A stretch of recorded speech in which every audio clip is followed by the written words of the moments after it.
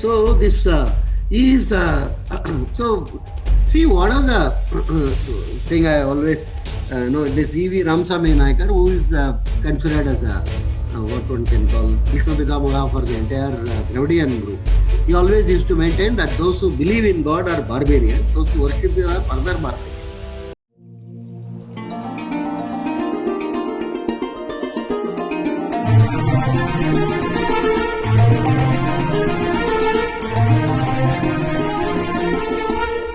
Viewers, we are back with Professor R. Vaidyanathan, and those of you who watch stand-up comics might have seen a lot of them happen to be from IIM Bangalore, and I'm inclined to think that they perhaps attended Professor RV's classes and the humor rubbed off on them. Some of the notable names are, I just made a note, Sridhar Venkatramana or Rahul Subramanian. Hey guys, shout out to you guys. I would like to have you also on PGurus channel, because there is a lot of demand for you guys to come and share your opinion, your experiences of how it was listening to Professor RV's lectures. Very, very interesting. Huh? I never knew you were mischievous. Sir, Okay. I'm trying my level best to increase the subscription, and I'm hoping that by broadening my base, bringing in the young talent, that the young India would also join. And see, it is true. They must have got their sense of humor from somewhere. I'm sure by mistake they might have attended a couple of your classes, and by mistake they were awake when you were cracking some of your jokes. Okay. Yeah. So, at any rate, so thank you very much for infusing that sense of humor into your students, whether they did it, whether they attended your classes or not. The fact that they are from IIM Bangalore and the fact that you used to be a faculty there, it's proof enough for all of our viewers. Thank you very much, sir. So today we are going to talk about the evolving situation in Tamil Nadu, and for the first time, Rajni has come out and he has actually criticized the center for its inaction in Delhi. So what gives?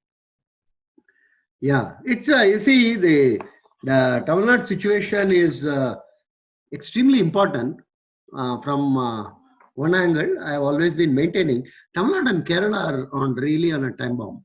Yes. This I have been telling at various fora and various places. Yes. Because of the combination of what you may radical Islam, and then this what one can call the propaganda of the evangelical. Yeah. So, sir, as you well know, because you've written on the back of my book revolves around these two states, Kerala and Tamil Nadu. So that was intentionally done that way because somebody had to shine the spotlight on what is going on there. Thank you, sir. Continue, please. So, and of that, Tamil Nadu, I think, is a very, very critical position for the simple reason 21 is election is expected there. There is a permutation combination of forces, and within that, the current opposition DMK is in a very tight situation. It appears because slowly they are being painted, which is sexual actually, as anti-Hindu party, and they are not having any good relationship with either the Hindu tradition or Hindu culture or all these things. To the extent that periodically Stalin is making a statement, we are not against Hinduism, we are against Hindutva, we are against Sanatana Dharma. I don't know whether he knows any of those meaning of any of those words. And so, maybe Prashant Kishore is writing and giving it. A bit of a backdrop on what Professor RV just said. Stalin frequently has the habit of getting his verses mixed up. And unfortunately, unlike Sanskrit, Tamil also requires you to be the words to be put in the right sequence, just like English, because they always pride that Tamil has so few letters that it's almost as good as English, forgetting the fact that not long ago, they were actually deliberately taking out letters saying that these things are imported from Sanskrit. Nothing could be further from the truth, but that's a topic for a different day. So please continue. So this is, so see, what are the thing I always know, this E.V. Ramsamy Naikar, who is considered as what one can call Vishnu Pitamaha for the entire Dravidian group. He always used to maintain that those who believe in God are barbarian, those who worship him are further barbarian. Now, this he has also inscribed it in under his statue everywhere. Everybody has inscribed it as a sort of a golden saying of EVR. Now, Stalin's wife regularly goes to temples and does all the pujas and other things. So she is one of the identified barbarians in Tamil Nadu today. Along with this Kanimuri's mother, who also goes around and so another barbarian. So what should be done by a large number of these political? They have to expose it. They have to find out how many DMK MPs, MLAs, ministers, various of these people, their relatives, friends, and why don't we prepare a list of barbarians so that you know that how many in Tamil Nadu are barbarian? You know, either so we should continue this propaganda for the simple reason. There is a saying in politics: the causes for your success become reason for your failure. Causes for your success become reason for your failure. The reason is very simple. The implication is certain things you do, it creates success for you. So it goes into your head and you go on doing it, thinking that you know people will know. After some time, it becomes the main reason for your downfall. For instance, in the 70s and 80s, when Karunanidhi was alive, they thought they can do anything with Hindu sentiment. At the time of voting, it didn't have any impact because large number of people did not take it seriously or did not take it in the sense of what was being propagated and other thing. Yeah. So I have seen many devout Hindus who go to temple almost every day, still go and vote for DMK. When I used to ask them, why are you doing this? These guys say that, there is no God. They have changed their names. For example, Dakshinamurti becomes Karunanidhi. That's a different thing. But, like Chandran becomes Serian. Right? Yeah. And I don't know what Nedanjarian originally was. Do you know what that name was? Narayana Swami. Narayan Swami. So you see that this is all fakery, nothing but fakery. And people used to still say that is different, this is different. How can that be different? Yeah. No, that is the point. That is the point I want to stress. Throughout the 80s and 90s or 70s and 80s, this was what you call diverged from this. You know, in the sense, this is one type of a talk they give and nobody took it seriously. Now I think the time has come because of various social forces emerging and various type of radical Islam emerging. Now the time has come to nail it on their head. So comprehensively, I think we should prepare a list of barbarians in Tamil Nadu. Very important. And that list will run to a couple of crores, much more than what the signature they got against CAA. They claimed they got 2 crore. So this is something I think which has to be done very, very critically. Expose them and at every point make it very clear that they are against Hinduism. There is no hanky-panky. Earlier they used to say we are against Brahminism but not Brahmin. Now they are finding it very difficult because they can't define what is Hinduism versus Hindus. So they are very Hindutva versus Hinduism. All this is very confusing for them because they never read anything, they never apply their mind or anything. Whatever script is given, they read it. That's one thing. Second is this lighting of lamps. I have been suggesting to the Hindu Munnani, or what you may loosely call the Hindu Front, which they are doing in various temples and various places. I think district-wise, all the border of a district, completely lamp should be lit by Hindu women. Calling all the DMK councillors, DMK MLAs, DMK MPs, DMK ministers' wives, ex-minister's wife, and ask them also and the girl, child to lit it. Now let's see, either 2 possibilities. They come and do it, then picturize it and publicize it widely that more barbarians are available, or they don't want to come. They say no, we will not do this. Then that also you advertise and publicize. I think huge public blitzkrieg should be undertaken on the issue of DMK versus gods. Yes. This is something very, very serious now. And there is the atmosphere is also very conducive for this all over the state actually. Ultimately, I suggested to this Hindu Munnani people, you must do something like all over Tamil Nadu border, complete, you should lit lamps by women. And it can be photographed from the sky. That This is the border where entire Tamil women and if required, get some funding from some of these business people, Yes. which somewhere else we have talked about. Yeah, actually. what is wrong about just lighting a lamp? That's a very Yeah. shubham. No, but Yeah. it's Subham, but it is totally not accepted by radical Islamists, DK fellows. For instance, in some function, when the lamp is lit, the CPM or this Islamic minister from Kerala, they will not participate in that. They will say, sorry, you do, all of you do, we will just stand. We will not go and light the lamp. So lighting lamp is somehow considered as unacceptable by many of these groups. And that is the exact one we should do it on the other side, reverse side. Yes. That is the challenge which we should take it up. Absolutely.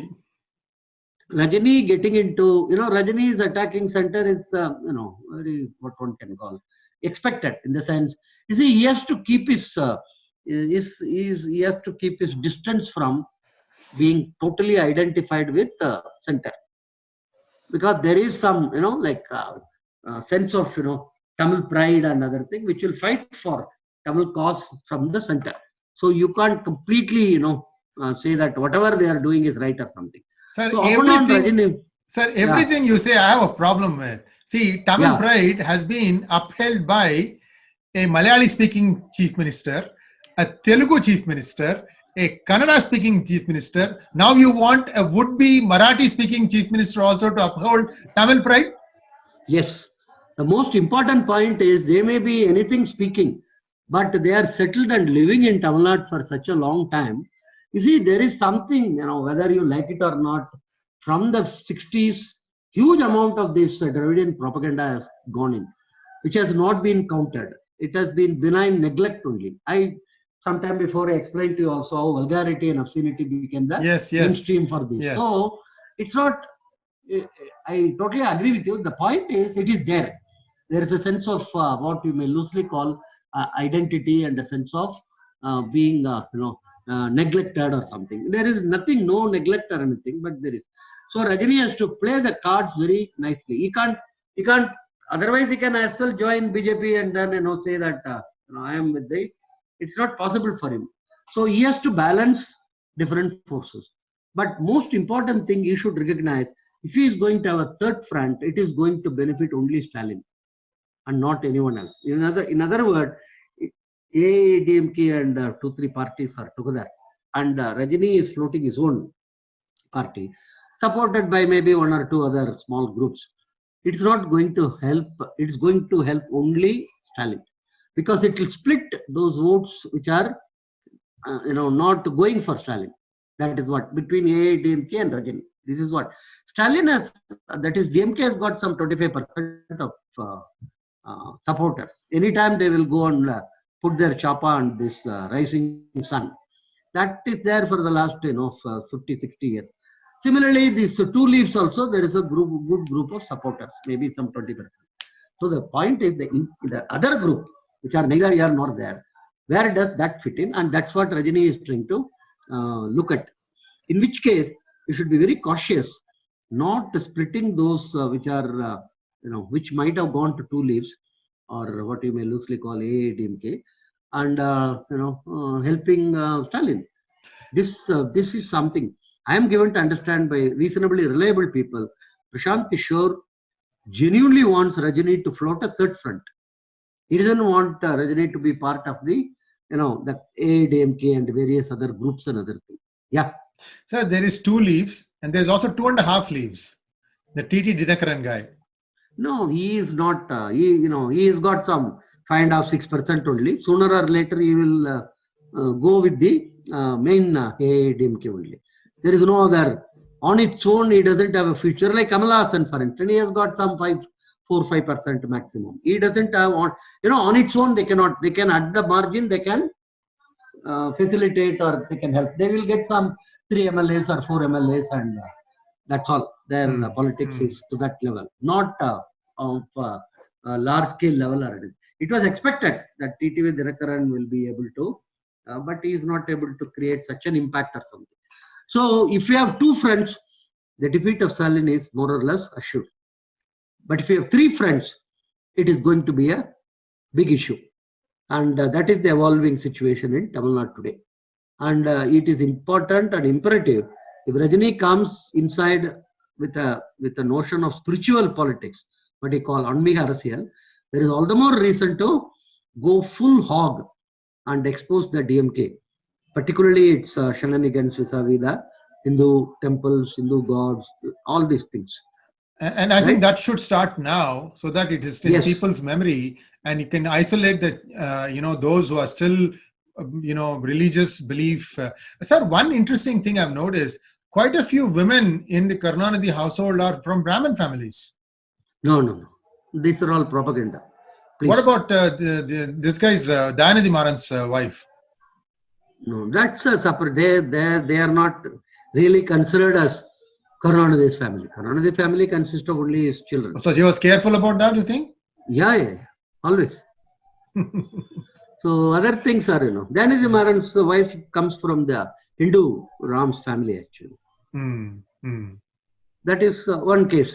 That's all. The other one is Kurgi from that Kalanidhi Maran's wife. And right, other things are just often on some rumors and other type of things, right? Well, for the record, Rajni's wife is a Brahmin, so we want to tell you everything. We don't have any positives, negatives. That is separate. That's so old, That's not a new news or anything. Right?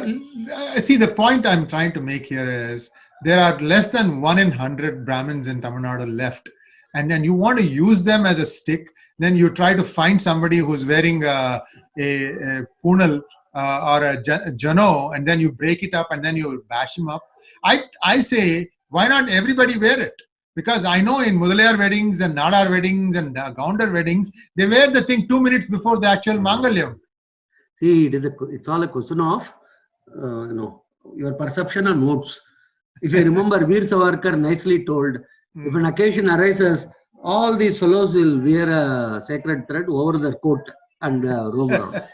So it's purely a question of whether it will give them vote or not. Like for instance, Rahul tried it, before the last, if you remember, 2019. Yes. He went miserably. to temple. Right. It did not work out. So it's a purely a political gimmick. That's what I would say, right? So gimmicks aside, we're in for interesting times ahead for Tamil Nadu polls. Thank you very much, Professor RV. We will keep updating. Yes, right? And we will always be updating on the as the world turns in Tamil Nadu. Thank you very much. Right.